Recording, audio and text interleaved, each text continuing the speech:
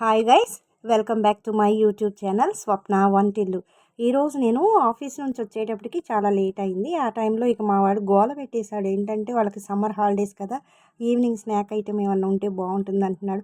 అలా ఎవ్రీడే నేను బయట నుంచి తీసుకొచ్చి వాళ్ళ ఆరోగ్యం పాడు చేయడం కంటే పల్లీ పకోడీ చేస్తే బాగుంటుందని ఆలోచించి ఈరోజు నేను పల్లీ పకోడీని మా బాబు కోసం స్నాక్ ఐటెం చేశాను. హాయ్ ఫ్రెండ్స్, ఈరోజు నేను పల్లీ పకోడీ ఎలా చేసుకోవాలో తెలియచేస్తాను. పల్లీ పకోడీకి కావాల్సిన పదార్థాలు, దీన్నే మనం వేరుశెనగ గుళ్ళ పకోడీ అంటాం కదా.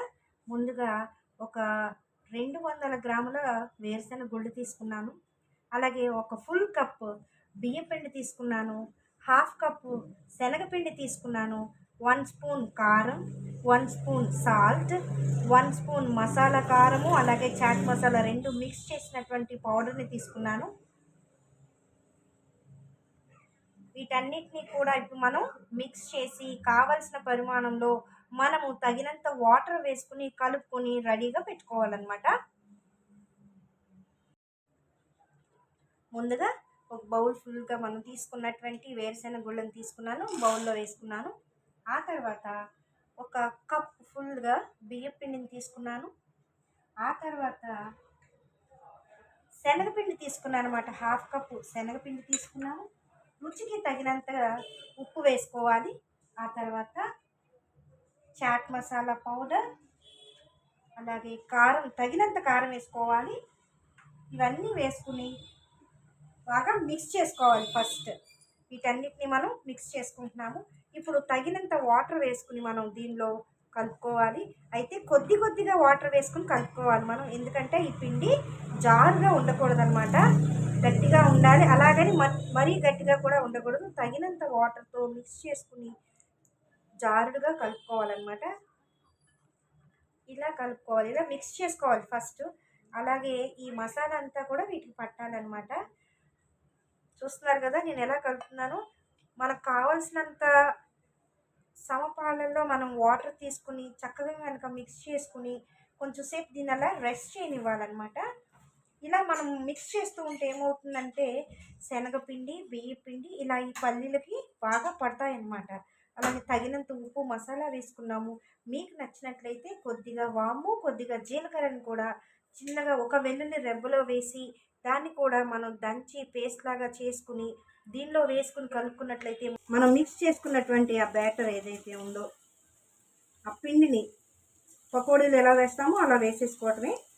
మీడియం ఫ్లేమ్లో వేగాలి ఫస్ట్. మంచి గోల్డెన్ బ్రౌన్ కలర్ వచ్చేంత వరకు కూడా మనం వాటిని స్పూన్తో తిప్పడం అలా చేయకుండా బాగా, ఎందుకంటే లోపల పల్లీలు ఫ్రై అవ్వాలన్నమాట. అవి ఫ్రై అవ్వాలి అంటే మనం వేసిన వెంటనే తిప్పేయకూడదు. అందుకని మీడియం ఫ్లేమ్లో పెట్టుకోవాలని చెప్తున్నాను నేను.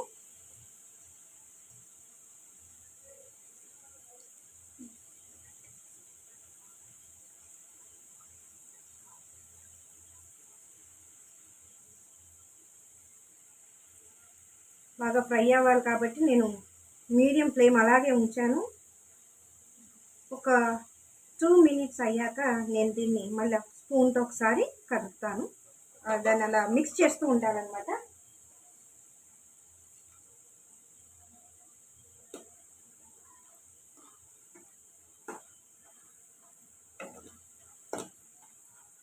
ఇప్పుడు నేను మొత్తం ఒకేలాగా ఫ్రై అవ్వాలి కాబట్టి ఇప్పుడు నేను మిక్స్ చేస్తున్నాను అనమాట. పల్లీలన్నీ బాగా ఫ్రై అవ్వాలంటే ఎక్కువగా మనం ఫ్రై చేస్తూనే ఉండాలి ఇలా తిప్పుతూ.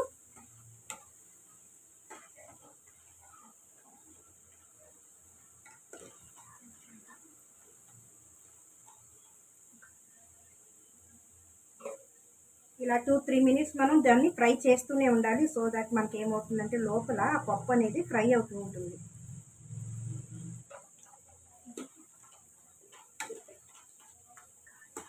ఇలా కనుక మనం ఫ్రై చేసుకున్నటువంటి ఈ పల్లీల్ని మనము డ్రై అయిపోయాక గాలి ఆడకుండా ఉండేటువంటి ఏదైనా ఒక ఎయిర్ టైట్ కంటైనర్లో ఒక జార్లో కనుక మనం పెట్టుకున్నట్లయితే మనం ఒక వీక్ డేస్ దీన్ని పక్కగా చక్కగా తినొచ్చు అనమాట. ఈవినింగ్ స్నాక్ ఐటెం అలాగే టీతో పాటుగా కూడా సర్వ్ చేసుకుని తినొచ్చు. చూస్తున్నారు కదా, అవి ఫ్రై అవుతున్నాయి, మంచి కలర్లో కనపడుతుంది మన పల్లీ పకోడీ. ఇప్పుడు దీన్ని మనం సర్వింగ్ బౌల్లోకి వేసుకోవాలన్నమాట. సర్వింగ్ బౌల్లోకి వేసుకుని మనకు కావాల్సిన విధంగా ఒక ఎయిర్ టైట్ కంటైనర్ తీసుకుని దానిలో మనం చల్లారాక స్టోర్ చేసి పెట్టుకోవచ్చు. అలాగే దీనిలో కావలిస్తే కరివేపాకును కూడా ఫ్రై చేసి వేసుకోవచ్చు, ఎందుకంటే ఆ ఫ్లేవర్ బాగుంటుంది. కరివేపాకు కూడా దీనిలో వేసి మనం ఎయిర్ టైట్ కంటైనర్లో పెడుతున్నాం కాబట్టి మంచి సువాసన వస్తుంది మన పల్లి పకోడీ.